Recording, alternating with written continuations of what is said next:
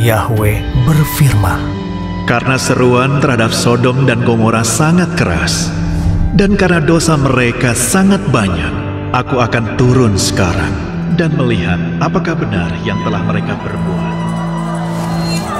Kota-kota Sodom dan Gomora penuh dengan kejahatan, percabulan, pembunuhan merajalela, dan pesta pora yang mewah. Hingga mereka berteriak-teriak menentang Tuhan, berperang melawan Dia, membuat wataknya marah. Orang yang datang padamu malam ini, bawalah mereka keluar, supaya kami bisa mengenal mereka. Setelah para malaikat membawa Lot dan keluarganya keluar dari kota, hujan belerang api turun dari langit. Api yang berkobar menerangi langit. Ayo cepat, cepat! Kita harus keluar dari sini. Nyawa kita dipertaruhkan. Siapa yang peduli dengan rumah ini? Sebentar saja, sebentar saja. Ibu, ibu, ibu, ibu.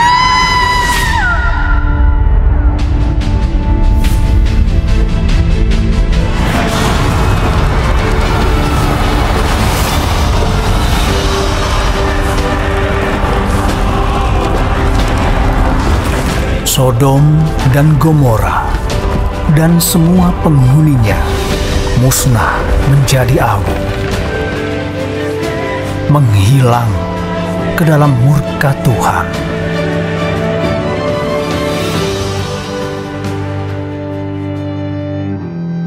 Sodom dan Gomora dimusnahkan, Lot diselamatkan. Kedua malaikat itu tiba di Sodom pada waktu petang.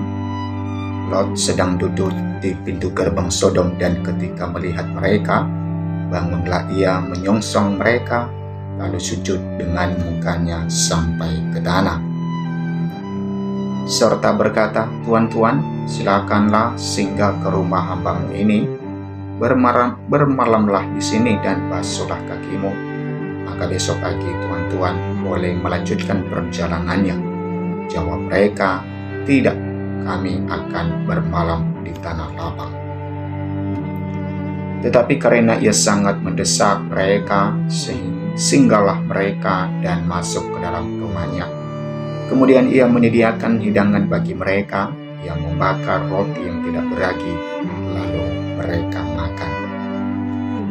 Tetapi sebelum mereka tidur, orang-orang lelaki dari kota Sodom itu, dari yang muda sampai yang tua, bahkan seluruh kota, tidak ada yang terkecuali datang mengepung rumah itu.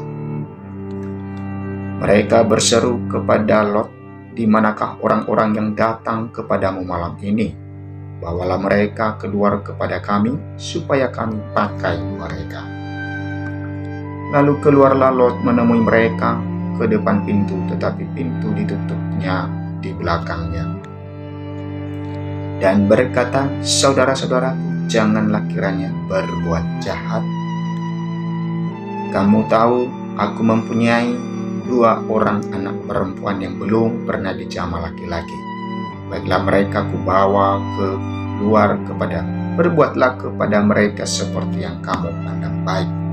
Hanya jangan kamu apa-apakan orang-orang ini, sebab mereka memang datang untuk berlindung di dalam rumahku."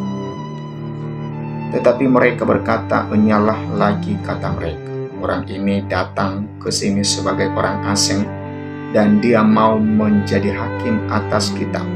Sekarang kami akan menganiaya engkau lebih daripada kedua orang itu." Lalu mereka mendesak orang itu, yaitu Lot, dengan keras, dan mereka mendekat untuk mendobrak pintu. Tetapi kedua orang itu mengulurkan tangannya menarik Lot masuk ke dalam rumah, lalu menutup pintu. Dan mereka membutakan mata orang-orang yang di depan pintu rumah itu, dari yang kecil sampai yang besar, sehingga percumalah orang-orang itu mencari-cari pintu. Lalu kedua orang itu berkata kepada Lot, "Siapakah kaummu yang ada di sini lagi?" menantu atau anakmu laki-laki, anakmu perempuan, atau siapa saja kaummu di kota ini, bawalah mereka keluar dari tempat ini. Sebab kami akan memusnahkan tempat ini karena banyak keluh kesah orang tentang kota ini di hadapan Tuhan. Sebab itulah Tuhan mengutus kami untuk memusnahkannya.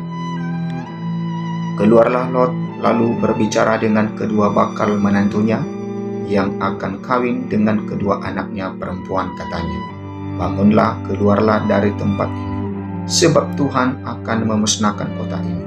Tetapi ia dipandang oleh kedua bakal menantunya itu sebagai orang yang berolok-olok saja.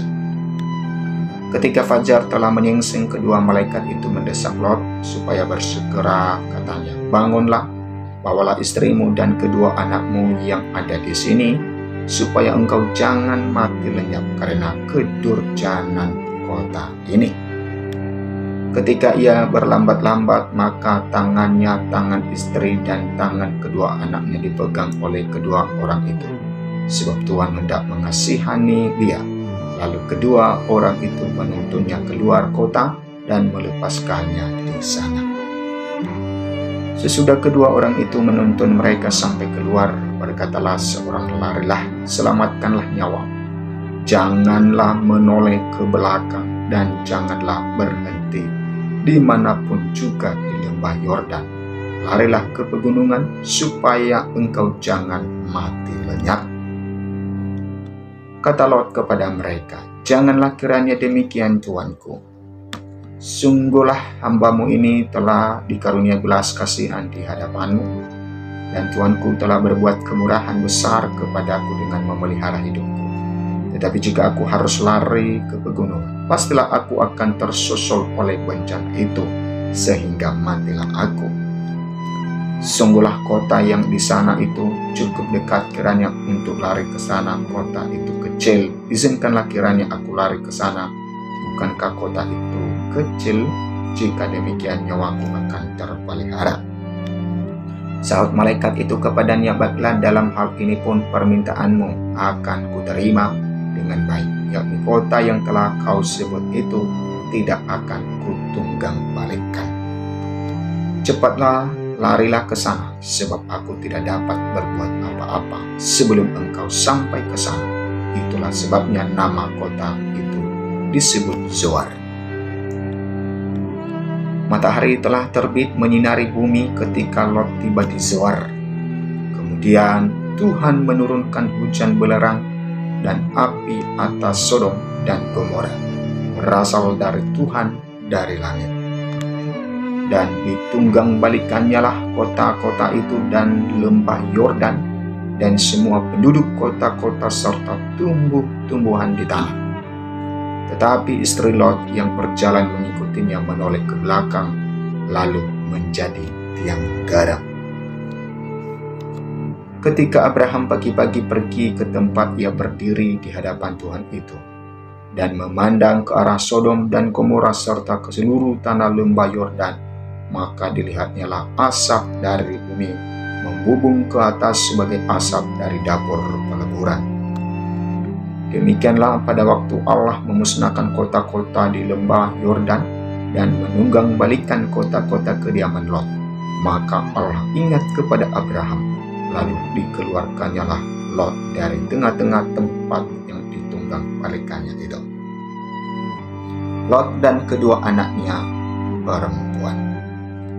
Pergilah Lot dan Zoar, dan ia menetap bersama-sama dengan kedua anaknya perempuan di pegunungan, sebab ia tidak berani tinggal di Zoar, maka diamlah ia dalam suatu gua beserta kedua anaknya.